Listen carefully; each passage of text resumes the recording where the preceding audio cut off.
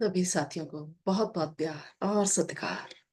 साथियों, जैसे कि हम स्वाध्याय में जिक्र कर रहे हैं परमहंस योगानंद जी की ऑटोबायोग्राफी योगी कथामृत के बारे में, और हम पहुंचे हैं 10वें अध्याय पर, जिसका शीर्षक है मेरी अपने गुरु श्री युक्तेश्वर गिरी जी के साथ मुलाकात।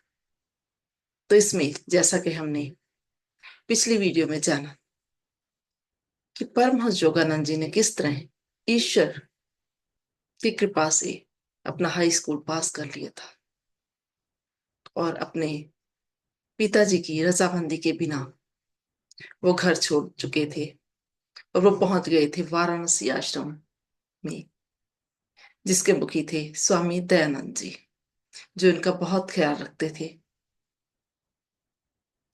वहां पर उनको काफी मुश्किलों का भी सामना करना पड़ रहा था, क्योंकि जिस ध्यान के मकसद को लेकर ईश्वर प्राप्ति के लिए वो वहां पर गए थे, वो पूर्ण नहीं हो रहा था। ईश्वरवासी उनके ध्यान करने के जो उनको समझ नहीं पा रहे थे, क्योंकि वह ज्यादा जानते नहीं थे ध्यान के बारे में कि ध्यान अभ्यास क्या होता है। तो अब चलते हैं हम आगे। अपने साथ परमहंस योगानंद जी कहते हैं कि मैं एक ही खजाना घर से लेकर आया था, कोलकाता से। वो था मेरी माता जी को जो साधु महात्मा ने तावीज दिया था। वही मुझे अपनी माता जी की तरफ से वसीयत में मिला था। उस तावीज के बारे में हम पिछले अध्याय में जिक्र कर चुके हैं। तो वो बहुत वर्ष हो गए थे उनको उस तावीज की रक्षा करते हुए, और उन्होंने वो तावीज छुपा कर रखा था एक बक्से में, एक लिफाफे में डालकर। एक दिन उनको लगा कि मैं उस तावीज को देखूं, क्योंकि उसको देखकर उन्हें खुशी महसूस होती थी। तो उन्होंने बक्सा खोला और उसमें सील बंद लिफाफे में उन्होंने डाला हुआ था तावीज। ज्यों ही उन्होंने वो लिफाफा देखा तो उन्हें महसूस हुआ कि लिफाफे में कुछ भी नहीं है, यानी कि वो तावीज लिफाफे में नहीं था। तो उन्होंने वो लिफाफा खोलकर देखा, तो सचमुच तावीज जो था वो अलोप हो चुका था, गायब हो चुका था। उन साधु महात्मा की भविष्यवाणी उनको याद आई, जिन्होंने ये कहा था कि ये तावीज जिस सूक्ष्म जग से आया है उसी में ये वापस चला जाएगा, जब इसका मकसद जो है वो पूरा हो जाएगा। अब दूसरी तरफ दयानंद जी के जो शागिर्द थे, उनके साथ उनके संबंध धीरे धीरे बिगड़ते जा रहे थे, क्योंकि उनके ध्यान अभ्यास जो वो करना चाहते थे उसकी बहुत आलोचना हो रही थी चारों तरफ से। एक दिन बहुत ही ज्यादा मानसिक पीड़ा के साथ वो अपने कमरे में ध्यान करने के लिए बैठ गए, और वो प्रार्थना करने लगे कि जब तक सर्वशक्तिमान की तरफ से मुझे कोई उत्तर प्राप्त नहीं होता तब तक मैं प्रार्थना करता रहूंगा। और वो प्रार्थना करते चले गए कि हे दयामयी जगन माता, जा तो तुम खुद प्रकट होकर मुझे अगला रास्ता दिखाओ, जा तुम्हारे द्वारा भेजा हुआ गुरु जो था वो मुझे मिलवाओ। इस तरह से वो आंसू बहाते रहे, विनतियां करते रहे। घंटों पे घंटे गुजर गए, लेकिन कोई उत्तर उनको प्राप्त नहीं हो रहा था। और फिर अचानक से कई घंटों के बाद उनको ऐसा लगा जैसे उनका पूरा शरीर ऊपर की ओर उठा लिया गया है, और आकाश में से चारों तरफ से एक आवाज आई। वो आवाज थी एक नारी की कि तेरे गुरु आज आ रहे हैं। वो अभी इस नजारे का आनंद ही ले रहे थे कि अचानक से नीचे रसोई घर से एक हाबू नाम के नौजवान सन्यासी की आवाज आई कि मुकंद, बहुत हो गया ध्यान, अब तुम नीचे आओ और मेरे साथ बाजार चलो रसोई का सामान लाने के लिए। यहाँ पर योगानंद जी कहते हैं कि अगर कोई और दिन होता तो मैं मुंह तोड़कर उसको जवाब देता, लेकिन आज पता नहीं क्यों मेरा दिल नहीं किया कोई जवाब देने को। और वो अपने आंसुओं को पोंछते हुए चल पड़े उस सन्यासी के साथ बाजार की तरफ। और बाजार से उन्होंने रसोई घर का जो सामान लेना था वो पूरा सामान लिया और लेकर वो वापस आश्रम की ओर आ रहे थे। तो अचानक उनकी नजर पड़ी एक संकरी सी गली आई रास्ते में उसमें। और उन्होंने देखा उस गली की तरफ, तो देखा कि गली के आखिर में सन्यासियों जैसा गेरुआ वस्त्र पहने हुए हैं एक ईसा मसीह जैसे महापुरुष निश्चल भाव से खड़े। और उन पर नजर पड़ते ही उनको ऐसा महसूस हुआ कि जैसे वो उन्हें युगों युगों से जानती है। और एक मिनट में ही उनकी जो प्यासी नजरें थी वो जैसे तृप्त हो गई। लेकिन अगले ही पल, जैसा कि हम जानते हैं, मन के संदेह ने उन्हें घेर लिया। और मन कहने लगा कि इस साधु महाराज का जो चेहरा है वो शायद किसी से मिलता जुलता है, इसलिए स्वप्नदर्शी तो चला चल, रुक मत। तो इस तरह वो चलते गए। लेकिन 10 मिनट चलने के बाद ही उनके पैर एकदम से सुन्न हो गए। वो इतने भारी हो गए जैसे कोई बड़े बड़े पत्थर उनके पांव के साथ बांध दिए गए। और वो आगे चल नहीं पा रहे थे। और बड़ी हिम्मत से वो पीछे की तरफ मुड़े। लेकिन वो हैरान रह गए, जब वो पीछे की तरफ मुड़े तो उनके पांव एकदम से तंदुरुस्त हो गए। और फिर उन्होंने आगे जाने की कोशिश की, तो फिर उसी तरह से पांव फिर भारी हो गए। तो इस तरह से वो समझ रहे थे कि वो साधु महात्मा मुझे अपनी तरफ खींच रहे हैं। तो उन्होंने अपने हाथों में जो उनके थैले थे था सामान के, वो उन्होंने अपने साथी हाबू को पकड़ाई। तो हाबू जो था उनकी ये हरकतें देख रहा था कि कभी वो आगे जा रहे हैं कभी पीछे जा रहे हैं।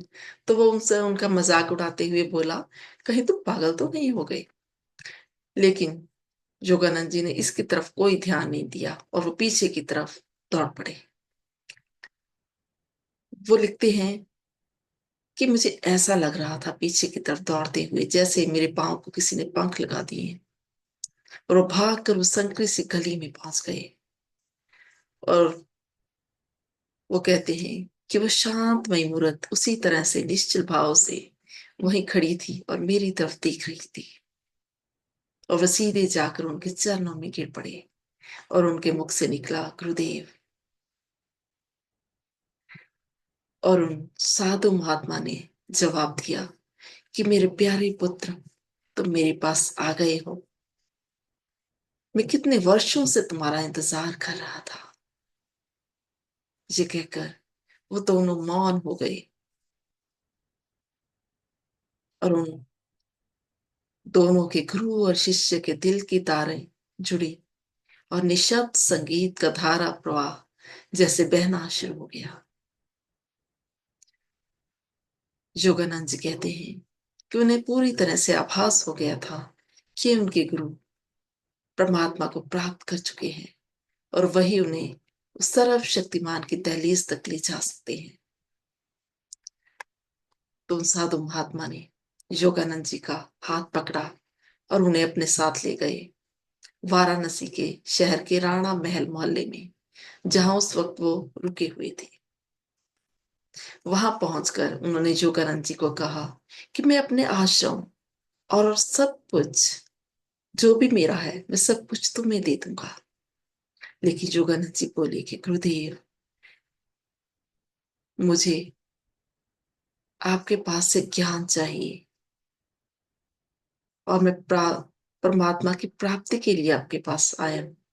मुझे आपका सिर्फ वही कीमती खजाना चाहिए। तो ये सुनकर उनके गुरु बोले, मैं तुम्हें बगैर किसी शर्त के अपना प्यार प्रदान करता हूँ। और साथ ही उन्होंने कहा, क्या तुम भी बिना किसी शर्त के मुझे प्यार करोगे?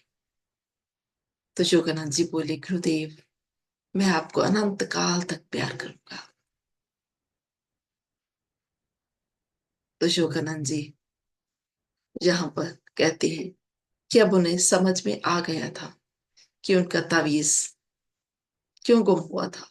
और साथ ही उनके गुरुदेव ने भी बोल दिया कि अपने तावीज कि गुम जाने की चिंता न करना, क्योंकि उसका मनोरथ पूरा हो चुका है।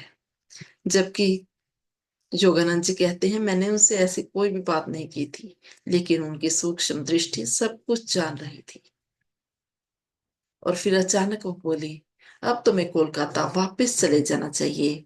अपने रिश्तेदारों को अपने प्रेम दो, उनको अपने प्रेम से उनको दूर मत रखो।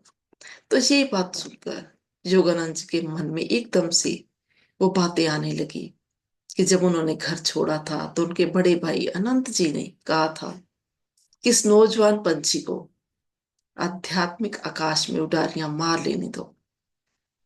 जो संसार के दुखों भरे वातावरण में इसके पंख थक जाएंगे तो जी अपने आप वापस अपने घर के घोंसले में लौट आएगा। तो इसलिए वो जाना नहीं चाहते थे।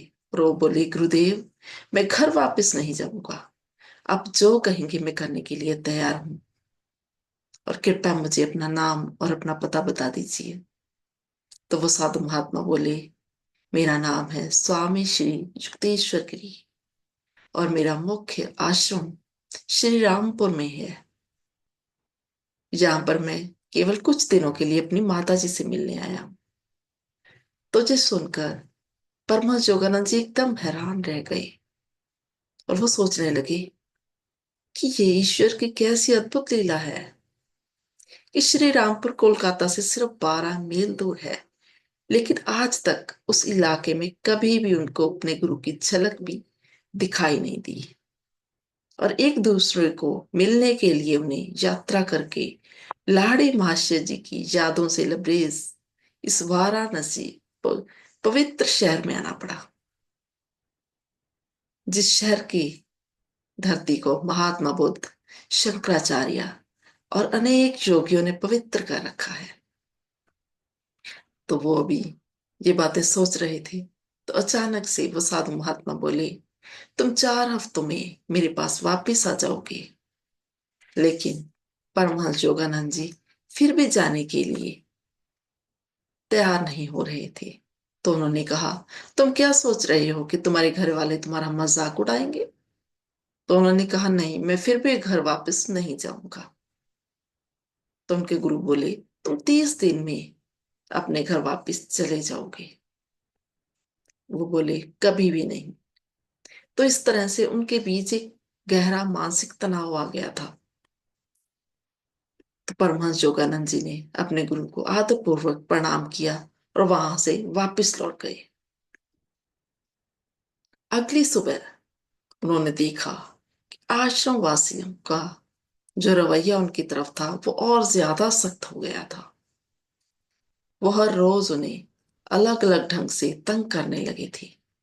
3 हफ्ते इसी तरह से निकल चुके थे, और अचानक दयानंद जी मुंबई किसी सम्मेलन में भाग लेने के लिए चले गए।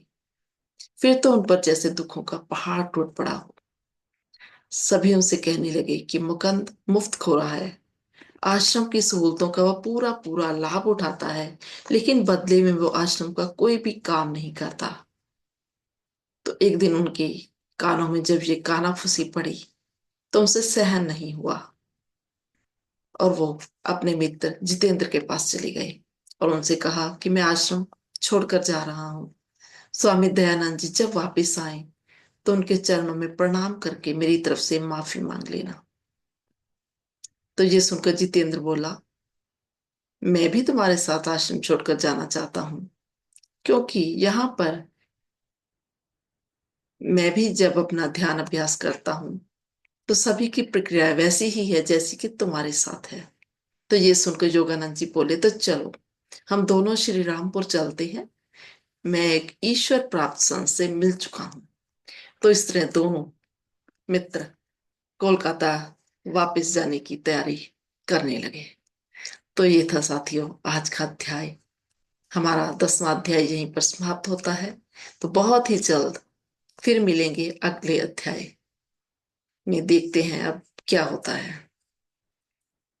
मुझे इतनी शांति सब्र प्रेम से सुनने के लिए आप सबका बहुत बहुत शुक्रिया साथियों। आपको मेरा ये स्वाध्याय कैसा लग रहा है, प्लीज कमेंट बॉक्स में लिखकर जरूर बताइएगा। और अगर आपको अच्छा लग रहा है तो प्लीज दूसरों के साथ शेयर भी जरूर कीजिए। Thank you. शुक्रिया।